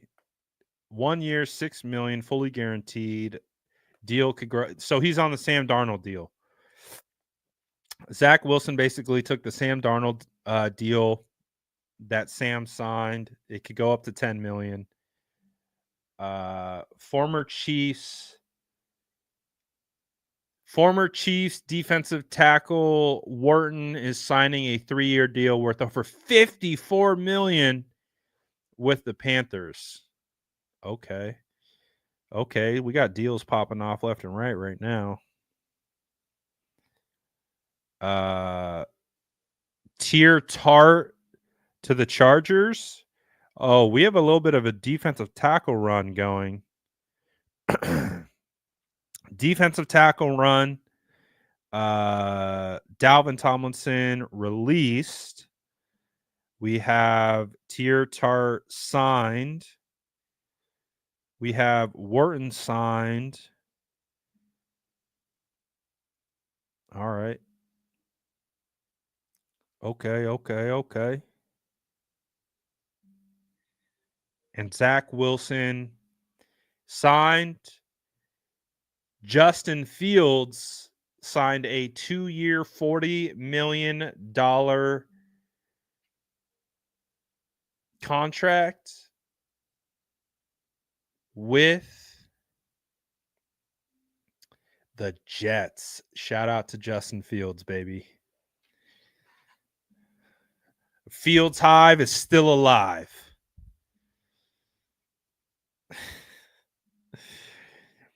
Isn't it wild, though? Like, if you really think about it, it was Zach Wilson who just signed with the Dolphins for 1 year, $6 million. He was drafted 2nd overall to the Jets. Trey Lance remains unsigned. Currently, right now, he's a free agent, unsigned. And then it was Justin Fields who went at 11, if my memory suits me well, to the Bears. He now signs for 2 years, $40 million, and Mac Jones remains unsigned. And Mac Jones went to the Pro Bowl. Crazy time to be alive. If Boxing Fan, I asked Boxing Fan a question, and then I got sidetracked by a couple squirrels. I don't know if he clarified. If I'm this open, basically, is he saying, am I open to those players?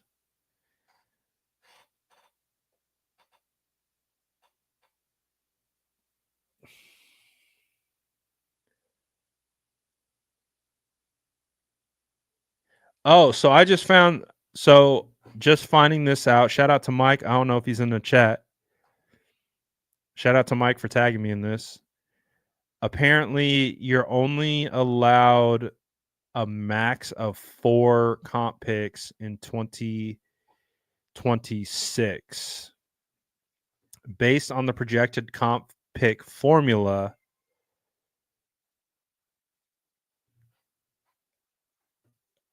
Charvarius Ward will fetch a 4th round pick. Aaron Banks will fetch a 4th round pick. Hufanga, either 4th or 5th.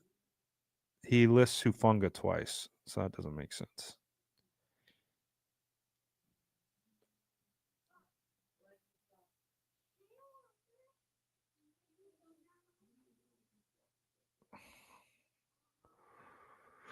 All right. I don't know why he lists Huanga twice, but I guess apparently you're only allotted a max 4 comp picks. So that's interesting.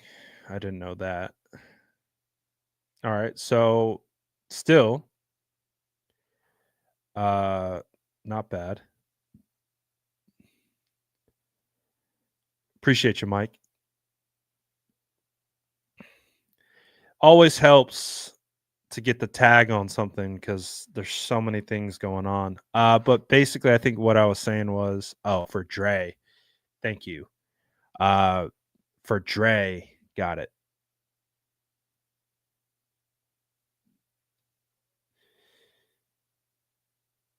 The second Hufanga should, of course, read Jalen Moore.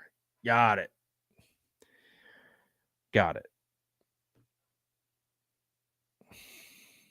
Okay, that makes sense. At 11, I'm good with like half these names. The other half would be trade down candidates. Do I think we are re-signing Dre Greenlaw? Unfortunately, I don't. But that's just me going off what I've heard. Mike Silver did say or report that 3 teams are interested, and there is a chance he could return. And we just had a linebacker signed just now. Malik Harrison signs a 2-year, $10 million deal with the Steelers.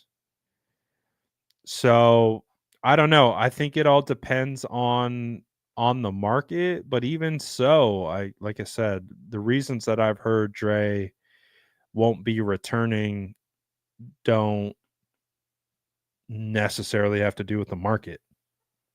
So we'll see.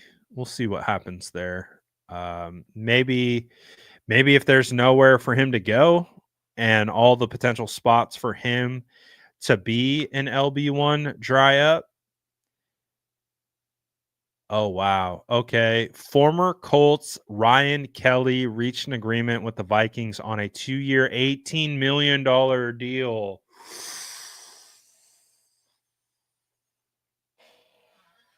Ooh. That would have been a deal that felt like it could have made sense for the 49ers. 4-time Pro Bowler signs a 2-year, $18 million deal with only $9 million guaranteed. He's older. He's definitely not a young buck. He's been in the league for 9 seasons, but Ryan Kelly has been a pretty solid pro. And signing for 2 years, $18 million, that is a pretty, I would call it a cost-effective deal. All things considered, I don't know if Ryan Kelly is, in his prime anymore, but that's not a crazy amount at all. It's not a crazy amount at all. So I'm not, back to the Greenlaw thing, I'm not holding my breath on Dre Greenlaw. I'm not ruling it out, but I tend to believe who I hear these things from. And so we'll see. We'll see if things can change. Top wide receiver of interest, Cooper. Amari Cooper. You got me there. I was like, Cooper Kupp. Amari Cooper, Cooper Kupp, Darius Slayton, Elijah Moore. The one that is most intriguing to me is Elijah Moore because he's the youngest, and I think he might have the most untapped athletic ability. But I don't know. I didn't love that he was traded Um, I didn't love that he was traded from his first team, and then he just really never really did anything with the Browns. It is the Browns, and the Browns is basically an organization where wide receivers go to die. So it's I don't know if I can hold that against him. But I do have questions about like maybe his character that kind of led to him getting traded. I had really high hopes for Moore coming out. I thought Moore was going to be really good. Um, and he hasn't lived up to what I thought he was going to be. Darius Slayton, I think, makes a little bit more sense because I trust him more, and he's a pretty solid uh, all around type wide receiver. Cooper Kupp's old. Amari Cooper, after he got traded, he didn't really do anything. I don't know if I would take a shot. I'd probably, if I had to rank these, I'd probably go.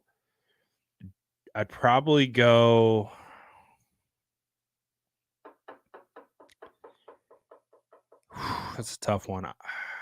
Because I believe Slayton is more reliable, I'd probably go Slayton 1A, Moore 1B, uh, Cooper Kupp 2, Amari Cooper 3.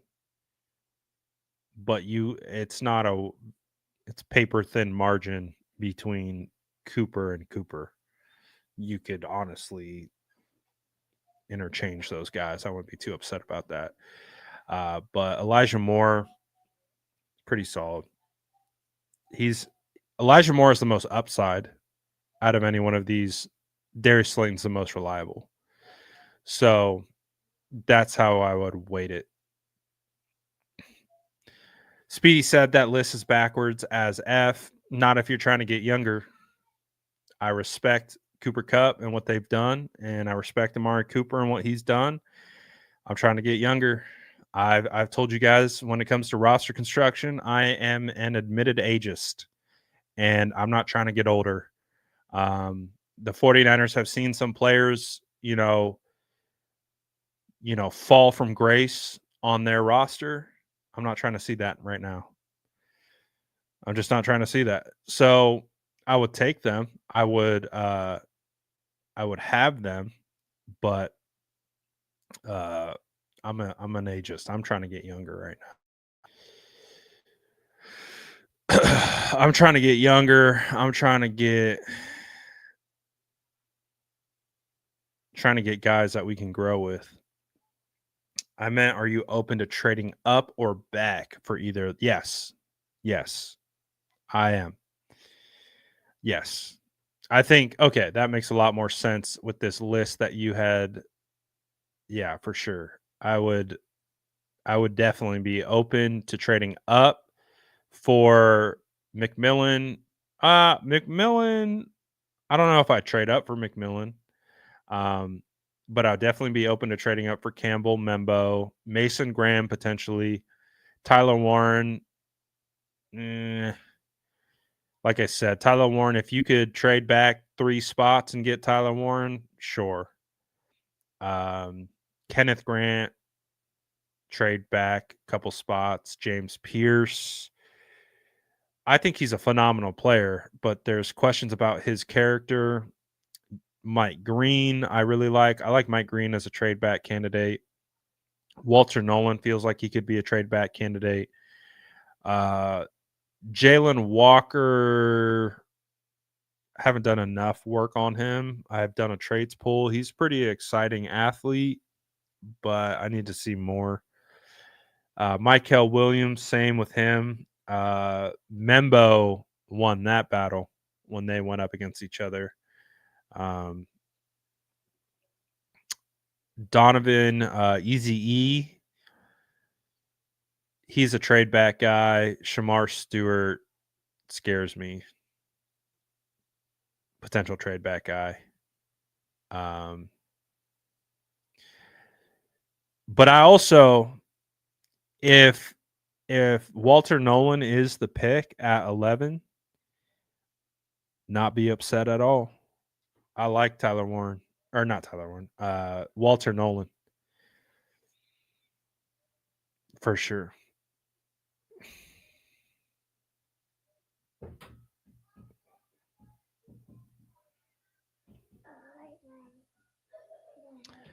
Uh-oh. Hi.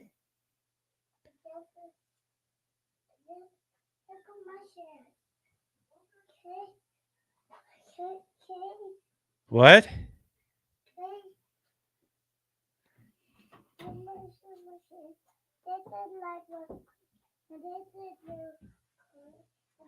Go see mommy.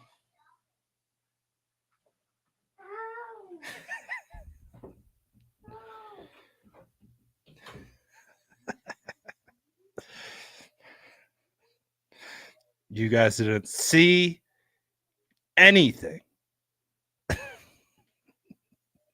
He wanted to see what was going on with free agency. Like, the 49ers make any moves yet? What are the 49ers doing over there? They awake? Go tell the 49ers get me a baba.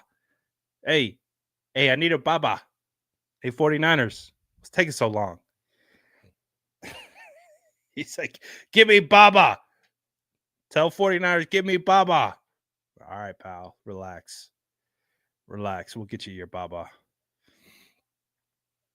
All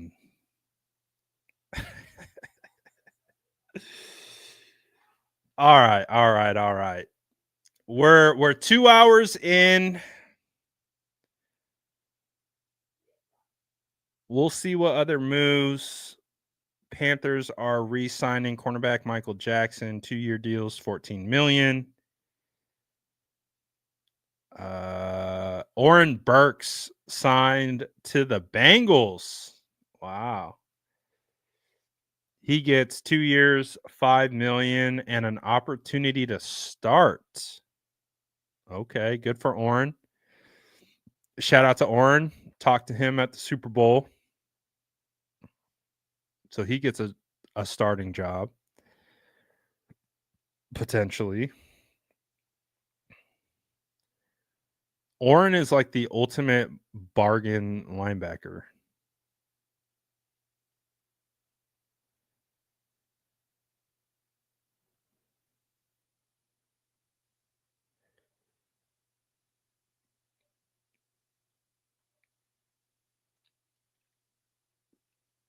All right.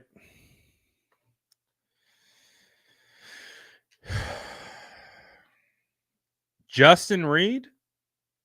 I'd be all right with Justin Reed.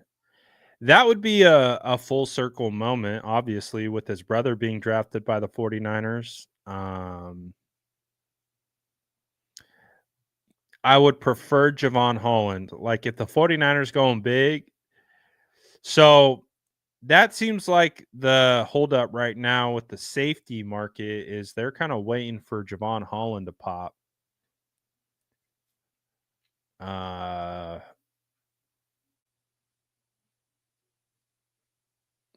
Because it feels like he's kind of holding it up. Because people are going to want to see what he signs for.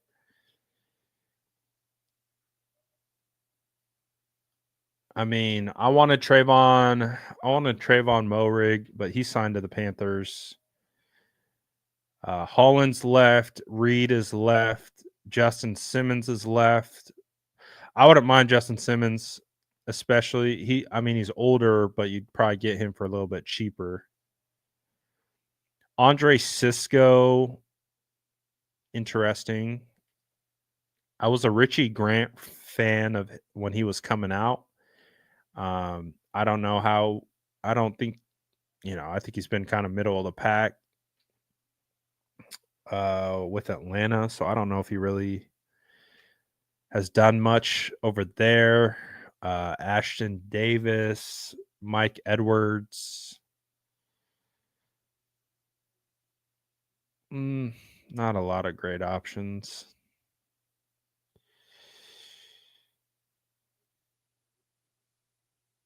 let's see. Who do we got at cornerback? Cornerback wise, you've got Byron Murphy, Darius Slay, Stephon Gilmore. Oh, Asante Samuel Jr. is out there. That would be an interesting one. I like Benjamin St. Just. I would be down for this. Especially kind of as your third corner. You know, he would be the outside cornerback in 3 cornerback sets, like, or a nickel. You would like kick Renardo or potentially kick Demo into the nickel, and you could put St. Just onto the outside. I like St. Just. I actually wanted the 49ers to draft him.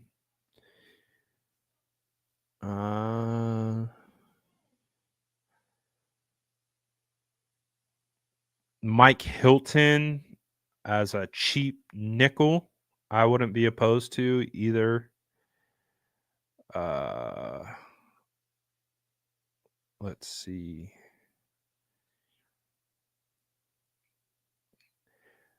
Man, look at all the linebackers that have signed, and then Dre Greenlaw. So Dre Greenlaw, who are the teams that were interested in Dre Greenlaw? It was reported that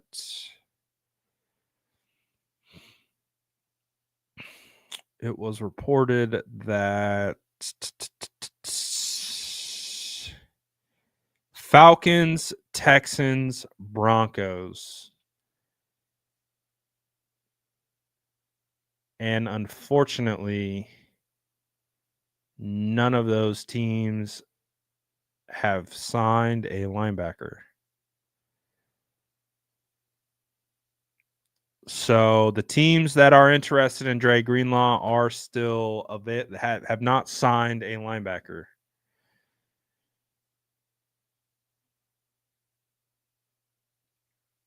If we're going for older depth, he might not be the same as he used to be.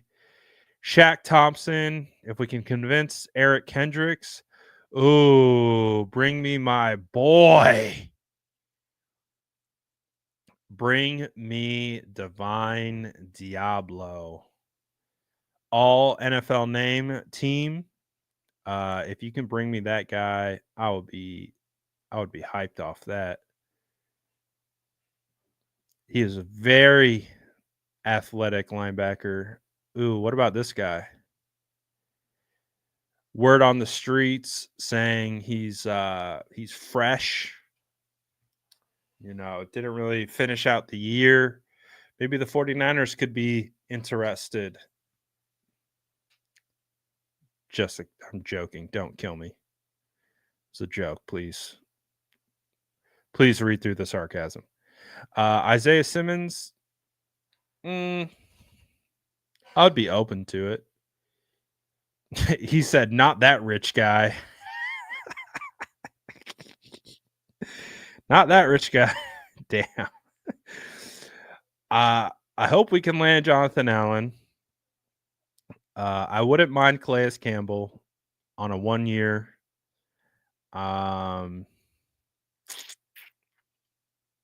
Not a lot of options at defensive tackle, though. Holy crap. It is thin. Tart just signed. Yeah, it is thin at defensive tackle. So something tells me that based on looking at who is available and Wharton just signed, the 49ers got a lot of eggs in this basket right now. That's what it feels like. It feels like they are probably like, we need this Jonathan Allen to hit, because there really just isn't much left. And it's not like I would say Jonathan Allen is like a game changer, but I mean, he's solid veteran depth. Oh, hell yeah. Let's go. 300 likes. That's what we were looking for. Shout out to y'all. 300 likes on the YouTube video. Appreciate you guys. Darius Slayton. Oh, Darius Slayton re-signs with the Giants, signing a 3-year, $36 million deal. All right. Well, I don't know if I want a Darius Slayton at, what is that, like 12 million a year? But he goes back to the Giants. So that stinks. I liked him, though. I do. I think we all like him. He's an underrated wide receiver. But he is now off the board. Feels like the 49ers got a lot of eggs in the Joey Bosa and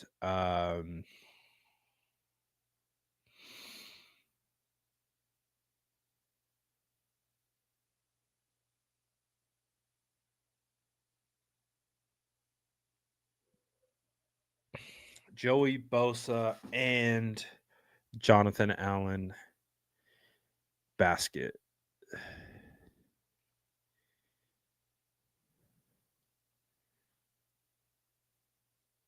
Offensive guards. I would be down for Makai. I think Makai got some potential. I would be interested in Makai Becton. If you need a plug and play placeholder, Scherf or Zeitler wouldn't be my favorite. Wouldn't be my favorite signings.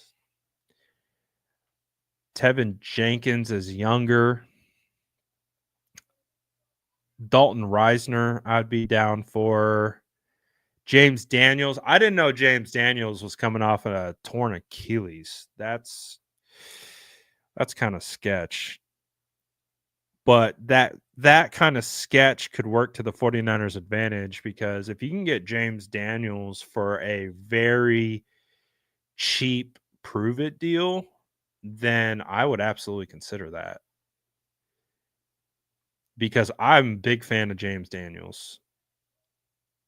And he fits our scheme. He fits what we're looking for. The Achilles thing throws a wrench in that plan, but you get him for Stewie, like really cheap. It would make a little bit more sense. I think it's time. It's time to bring back Daddy B. Oh boy. Could you imagine? Dieter could be an option. I believe he started last year. Dieter, I think Cleveland's in some legal trouble. Matt Pryor, we had. Brady Christensen. Yeah. All kind of retreads. Offensive tackle wise. Yeah, not great.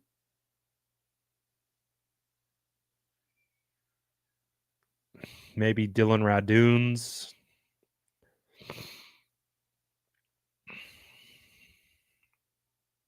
I'd kick the tires on Dylan, maybe even being a guard. See if you would make that switch, kicking down. That would be an interesting one. Ryan Kelly signed. Yikes. Not a lot of options at center. If you were hoping the 49ers were going to sign a center, we got our tight end.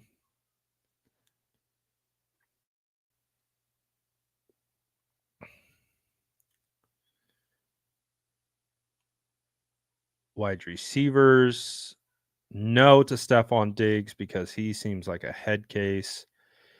Keenan Allen, I wouldn't be upset about. I wouldn't be upset about Cooper. I wouldn't be upset about Lockett. Slayton just got signed. I wouldn't be upset about Hopkins. I wouldn't mind Elijah Moore. Demarcus Robinson, I think, is a name that I wouldn't be upset at either. It's not a sexy name, but I wouldn't be opposed to it.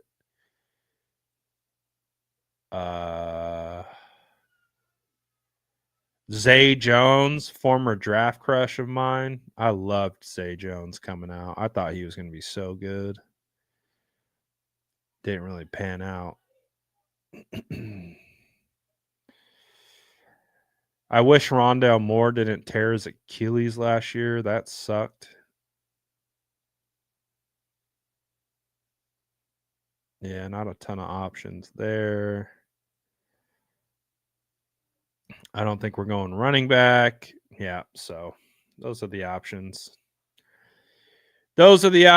And we'll see. We'll see what they get. If you guys want to keep the conversation going, you want to join the Discord, hop in with my boy Chili. He dropped the link in here somewhere. I don't know where it went. I just saw it. Join the Discord. What are we finishing at likes? Is this team in total rebuild mode? Depends on what happens at quarterback. If we don't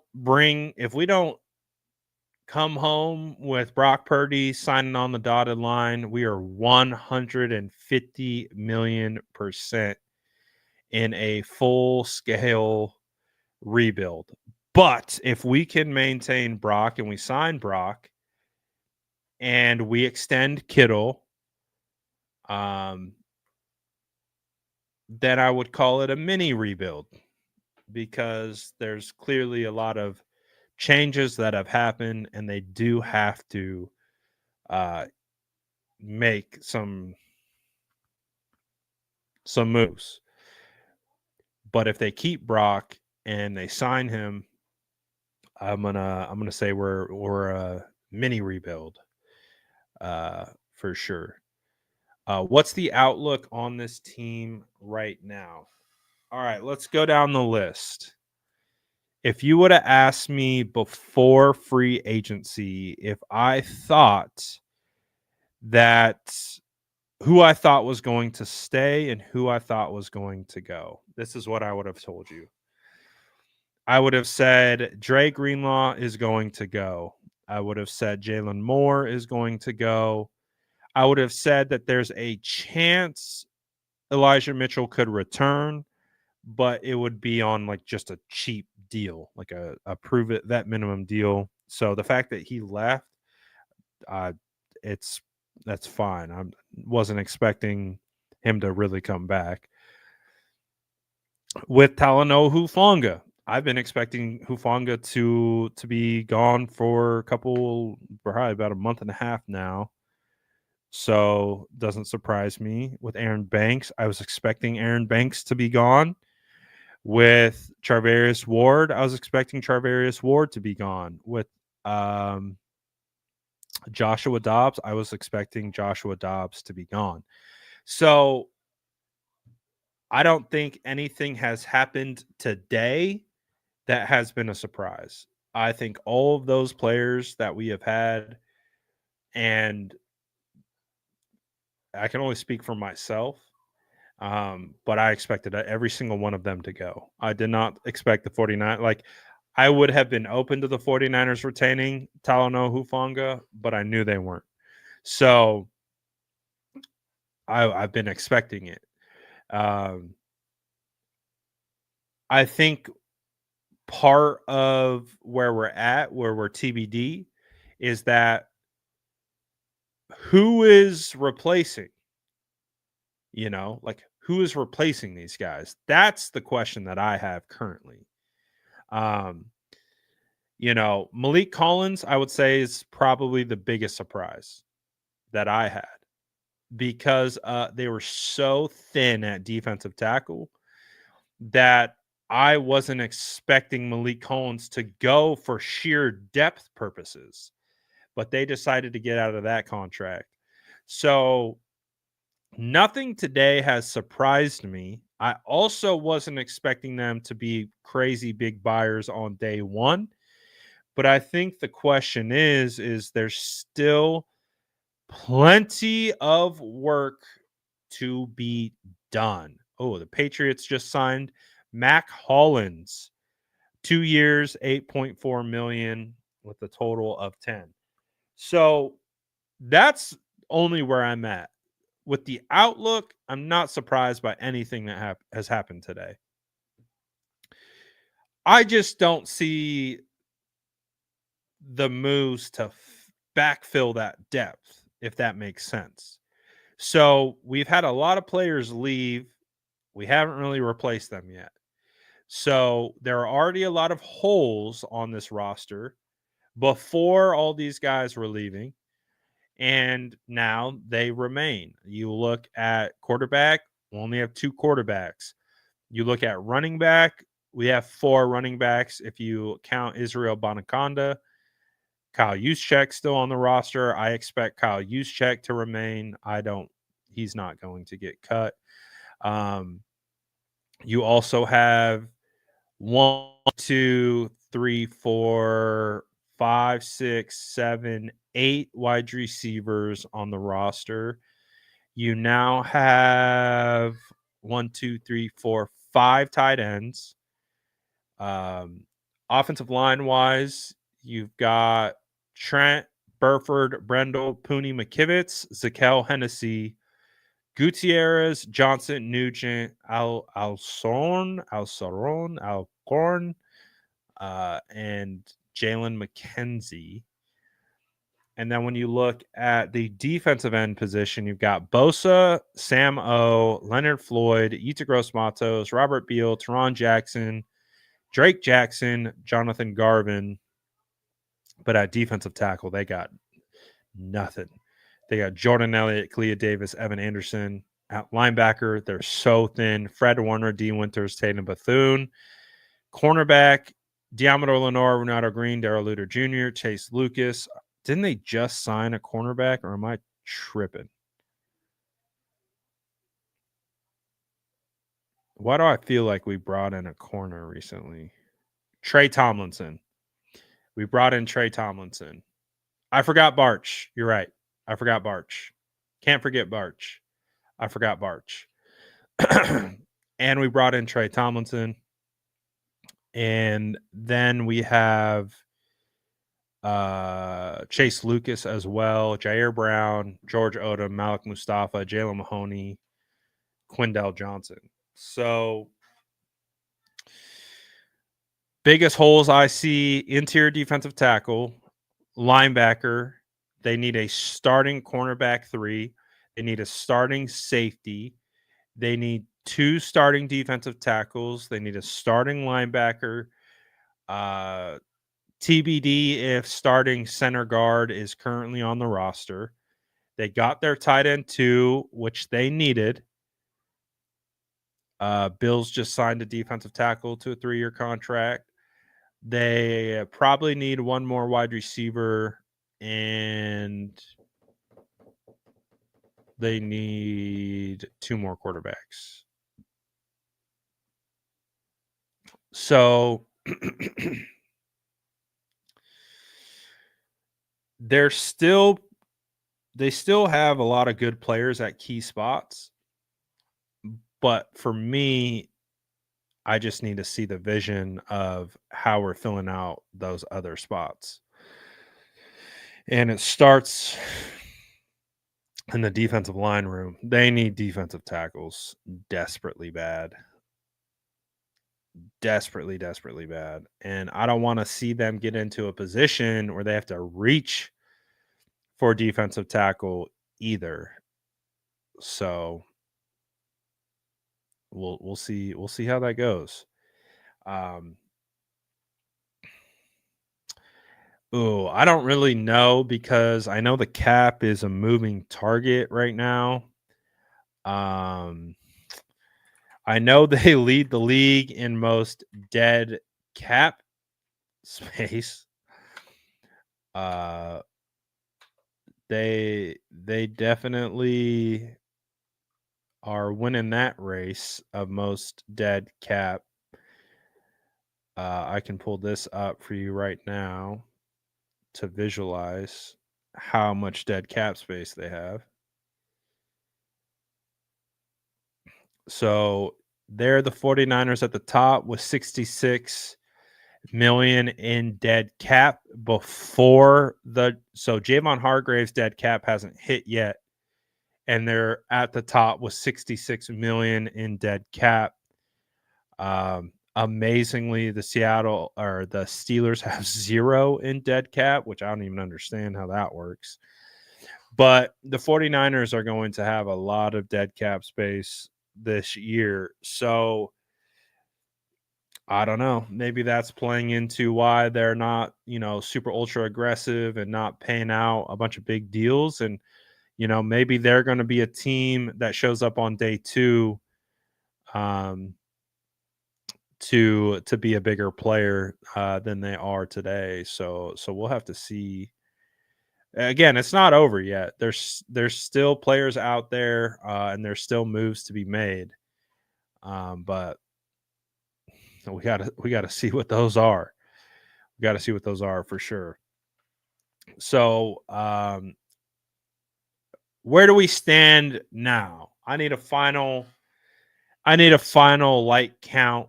Where did we get to? Did we approach 350? I'm just curious. Just humor me. Do we get close to 350 on the day? Let me know. Let me know in the chat what we got up to. Oh, we got right 350 on the noggin? Let's go. 350 on the noggin. Shout out to you guys. Appreciate everyone who hopped into this one. So smash that like button for me on the way out. There's a good chance I could come back live later, especially if the 49ers make a substantial signing. But I think we did a good job recapping everything that has happened up until this point. We even went through a bit available free agents. We had one player leave while on live, and that was Charvarius Ward. And yeah, so I'm going to keep posting all the videos and updates across social media. So like I've described before, if you want the updates first, then turn on post notifications on X, on Instagram, or Facebook. All my posts go out there first. Then I will make a video to post to YouTube after that. But again, those come a little bit after. So just a heads up. And I'll keep making them. But if you want to see them right away, that's how you'll see them first. And then, like I said, if something else pops, we'll come back live.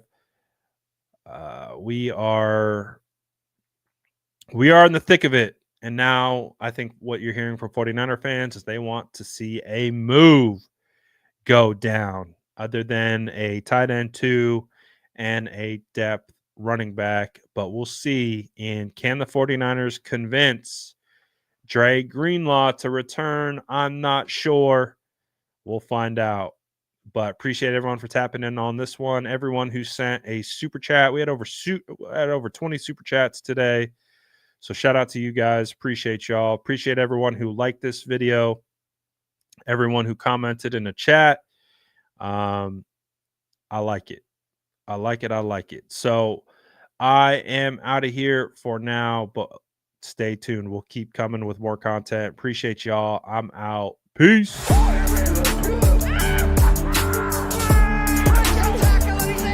Smash that like button if you haven't already. Love to see it.